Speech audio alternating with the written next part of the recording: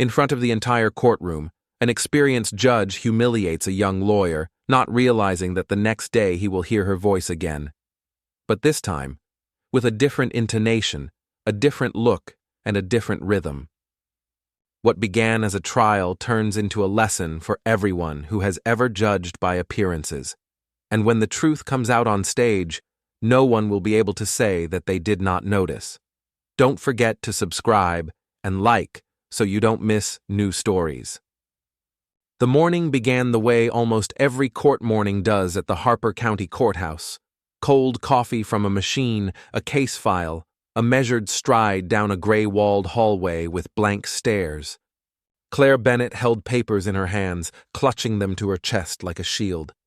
She wore a neat navy suit, her hair pulled back into a strict bun, her face calm, but with a tension in her eyes that was impossible to miss if you looked a little closer. "Are you ready?" asked Ethan Lowe, her assistant. Young, disheveled, with kind eyes and a soft voice. "Yes," Claire replied without even looking at him. "Just another day, another hearing." "Whitford. I know. He's waiting for me to slip up. But I'm not going to give him that chance." They entered the courtroom, the same one with the tall windows, the oak furniture, and the heavy silence that was impossible to shake off. Judge Whitford was already seated in his place. His figure seemed massive even in the chair. He was leafing through papers, not looking at those entering. His face was stone, his gaze sharp as a blade. "The case of Harrison versus Department of Infrastructure is now called to order," he said, without even looking up. "Miss Bennett, are you here for the plaintiff?" "Yes, Your Honor." "I didn't think you would still dare to appear in court after the last presentation." Some in the room chuckled. Some looked away. "I represent the client. I'm here to present the facts and protect his interests," Claire said firmly. "Let's see how long you can last today. You have no more than 5 minutes for your opening remarks. We are not at a rehearsal." "Of course." Claire took a step forward and opened the folder. "Mr. Harrison is a former contractor who suffered as a result of the department's failure to perform a contract. We have documents confirming—" "Oh, please have mercy on us, Miss Bennett," the judge interrupted, leaning his elbows on the table. "If you're going to read this out at the same speed as last time, I'm afraid we'll have to adjourn for dinner. Or even sooner, in case you start crying again." Claire felt something collapse inside her, but outwardly she didn't change. "I have never cried in court." "Really? Then you have excellent acting skills. Perhaps you shouldn't waste them on law." She took a breath. A pause. Her hands weren't shaking. Her voice wasn't either. "In the documents you will find—" she began, but the judge raised his hand. "Miss Bennett, you are breaking the rules. You are not in a position to make rules here. I am giving you one last opportunity to make your point briefly and without being preachy, or I will dismiss you." Ethan looked at her, his eyes widening. "Claire," he whispered, but she had already stepped back. "Then I ask permission to pass the floor to the next representative. Finally, at least one reasonable decision on your behalf." She sat up, slowly, carefully, like someone who was no longer sure whether to stand up again. Ethan sat down next to her, without saying a word. "He had no right," he whispered. "But he is a judge," she replied. They left the courtroom later, when the meeting was adjourned. Claire walked silently, barely looking around. There was a dry wind outside. She leaned against the wall by the steps. "It was worse than last time," she said. "He didn't even try to hide his contempt. You did everything right, Claire. Everyone saw it. We saw it. And we kept silent." She took out her phone. Her fingers were shaking. Not from pain yet, from the anger trapped inside. "Who are you calling?" "The one who is never silent." Ethan didn't ask any more. He knew it was Nora. "Hi," Claire said into the phone when her sister's voice answered. "Listen, I need you. Not as family. As an actress." and the silence that hung in the receiver was not a pause, but agreement. The evening apartment was filled with the soft light of a floor lamp, the smell of fresh basil from a saucepan, and the distant sounds of life outside the window. A candle burned in the living room, and on the sofa, covered with a blanket, Nora was leafing through the script of a new play. Her hair was gathered into a careless bun, her glasses had slipped down to the tip of her nose, and next to her stood a cup of mint tea, from which thin streams of steam were still rising. The phone rang. She looked at the screen. Claire. There was no hesitation in the way she picked it up. "Hi, Bunny. Are you home?" "Yes. I just came from court." The voice was quiet, but there was something ringing in it. "Did something happen?" "Yes." Whitford again. Nora straightened up and placed the script on her lap. "Speak." "He humiliated me, Nora, right there in the hall, in front of everyone. He said that I was a child with a memorized text, as if I didn't understand where I was. As if everything I did meant nothing. Did you survive?" I was silent. I left, and that was the most painful thing, to leave. Nora was silent. Then she stood up. She went to the window and pulled back the curtain. "I know you're strong. But you don't have to be alone. Tomorrow, you won't go to court." "What?" "Tomorrow I'll go, in your suit, with your words, but with my voice." "Nora, listen, I know how to stand in front of the audience. I know how to play. I studied to be like you, since childhood. You and I are mirrors. Only in one reflection we are silent, and in the other, we answer. But you don't know the business. And I don't need to know it completely. I won't win, and I don't plan to. This isn't about winning. This is about equality."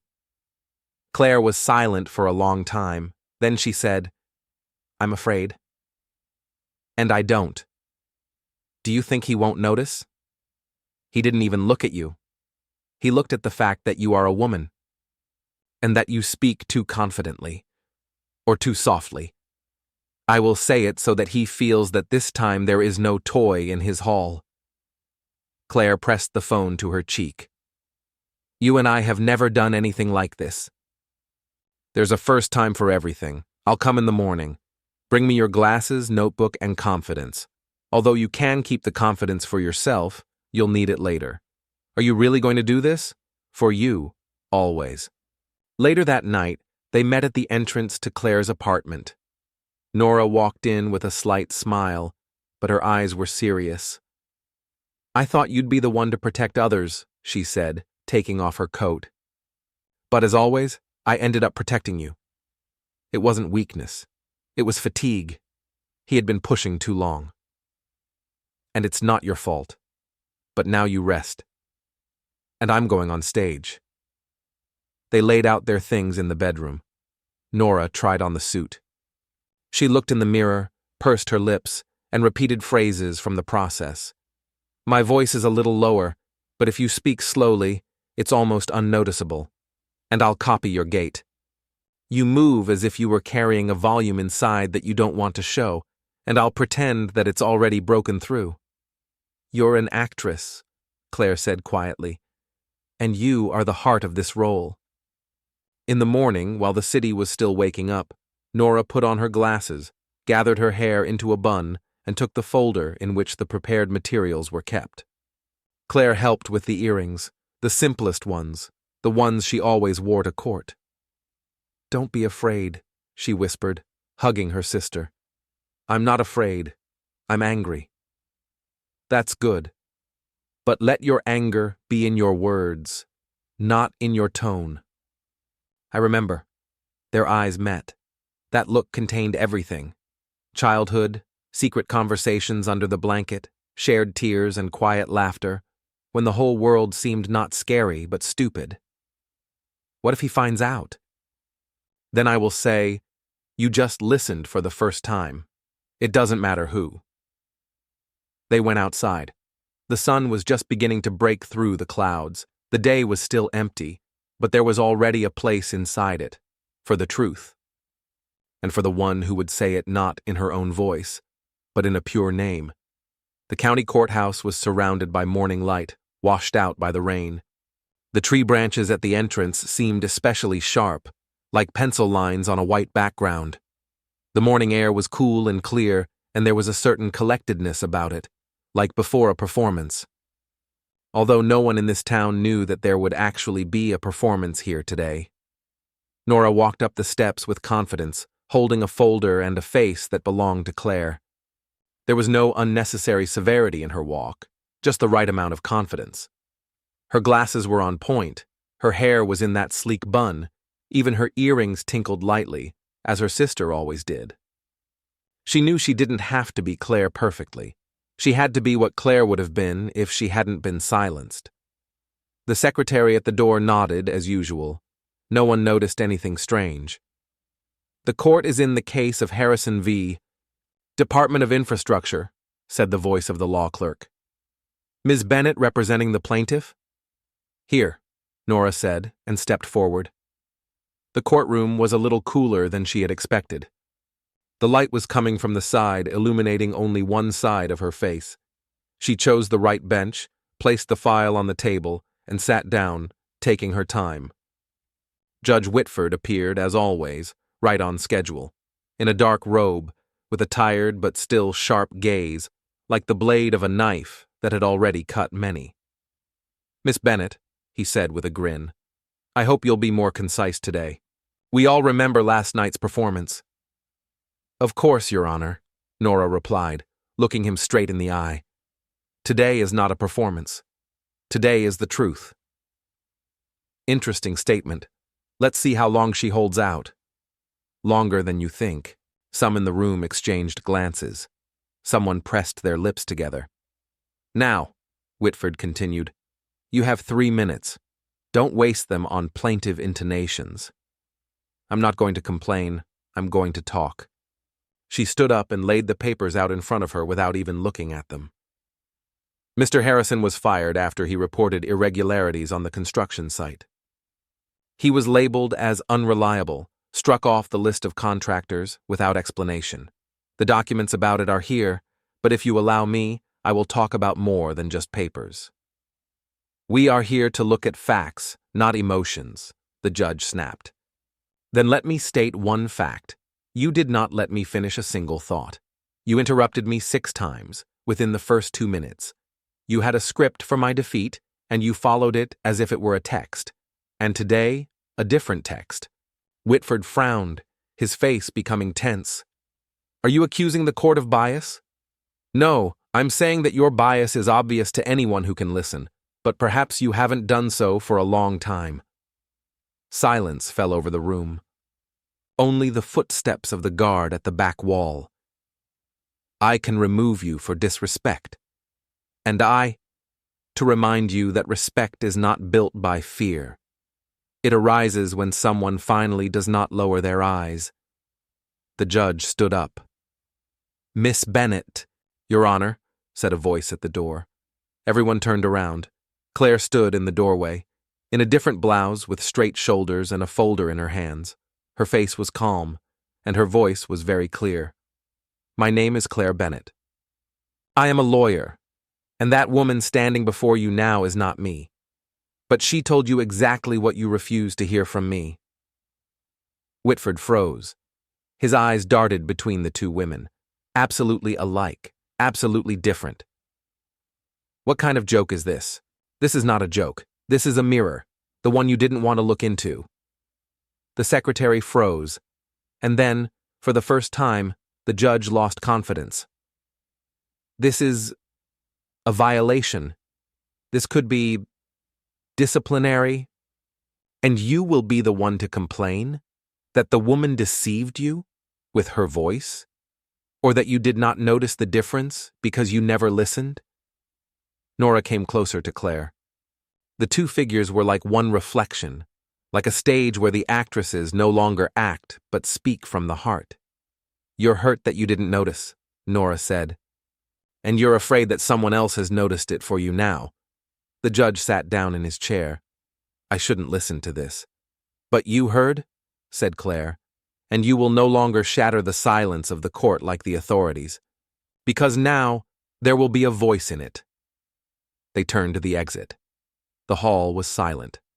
The hall did not clap, but all eyes followed them, with that respect that words never give. Sometimes it is enough to remain silent, in order to speak later, in a way that was not allowed before.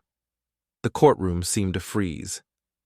The air became denser, time stretched between two identical figures, the one standing at the table and the one who entered through the heavy doors with documents in her hands.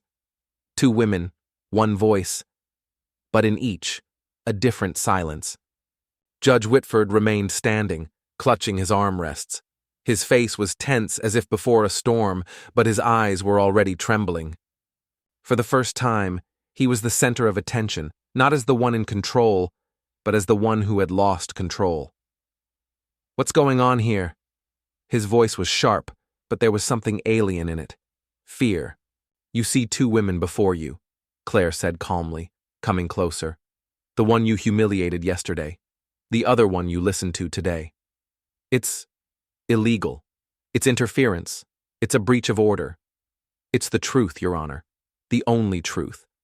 Nora stepped toward Claire. Their hands met for a moment, and the gesture was louder than words.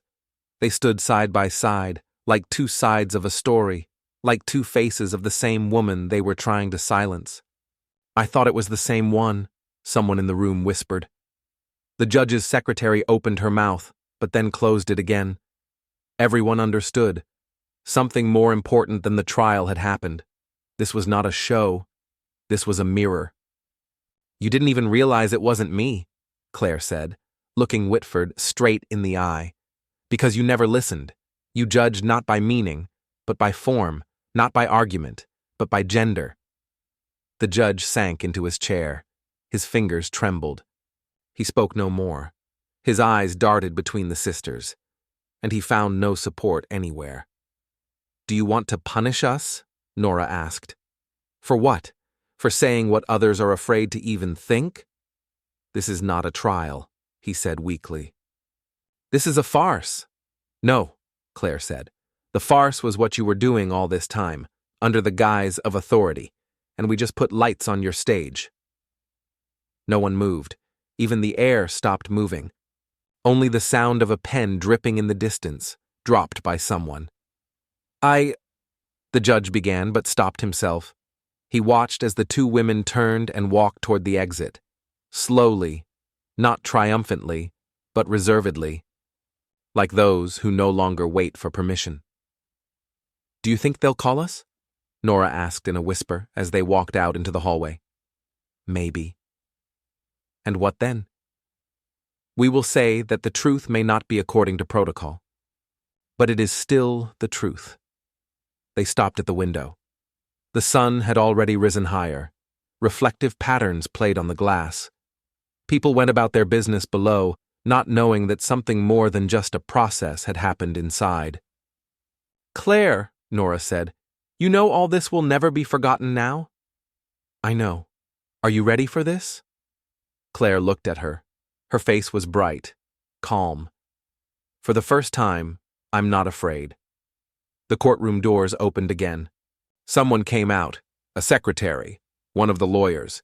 They glanced at each other, no longer judging, attentive. "Thank you," said the young man as he passed, for the voice. They nodded. In the corridor, as at the exit from the theater, there was a sense of the end of the stage. But no one clapped. And that was right, because the applause here was in the pause, in respect. In the fact that no one would dare to turn to the woman at the podium with a smirk. Claire and Nora walked out of the building. The sidewalk was dry.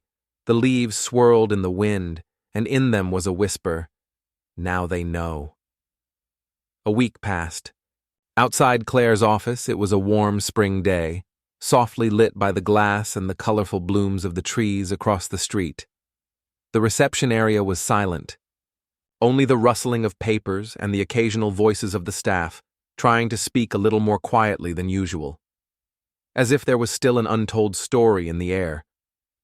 There was an envelope with the State Bar Association crest on Claire's desk. She held it for about 10 minutes before opening it. Inside was a letter. Dear Ms. Bennett, the association expresses its gratitude for the courage and civic stance you displayed during the trial on the 14th. We appreciate your participation in the process that brought to light the unethical behavior of a sitting judge. Please accept our invitation to speak at Harper County Law School to the next graduating class. Your voice matters. She read to the end. The letter was not burning with emotion, did not contain bright poetry, but in every word there was a quiet victory, a victory that is not shouted out, that is lived. Who is this? Nora asked, entering the office.